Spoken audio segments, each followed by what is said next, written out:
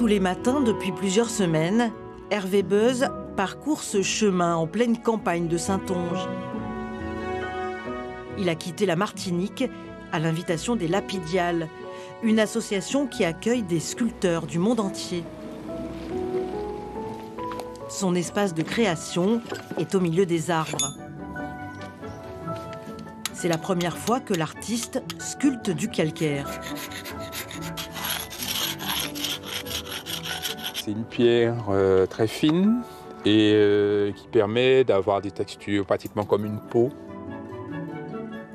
En Martinique, là d'où je viens, il y a plutôt des pierres volcaniques, du basalte assez dur et qui se cassent facilement. Hervé Beuz a toujours travaillé sur de grandes pièces avec une prédilection pour le métal. Pour cette œuvre-là, Fleur coloniale, l'artiste a voulu interpeller.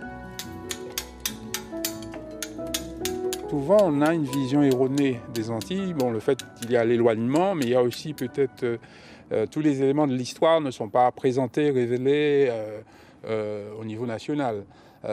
Donc d'où peut-être un certain nombre d'incompréhensions. Et moi, je trouve que l'art a cette capacité-là de communiquer vraiment les causes profondes peut-être du mal-être. Les Lapidiales, c'est un lieu unique au monde. Depuis 20 ans, des artistes de tout pays sont venus inscrire leurs œuvres dans une pierre qui daterait de 90 millions d'années. Cette espèce de rapport comme ça est intéressant, de leur demander aux artistes de travailler à la main pour garder un peu une gestuelle qui se perd complètement, puis de faire aussi de la sculpture art individuel, un art collectif, parce que tout le monde travaille pour une œuvre commune.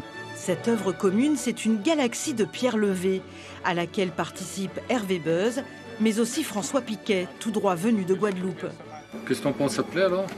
Oui, moi je trouve que c'est intéressant le contraste justement d'œuvres d'origines diverses, quoi. Je te remercie. Et en fait, tu sais que moi je travaille sur la créolisation, en me servant de ma propre expérience de créolisation comme base.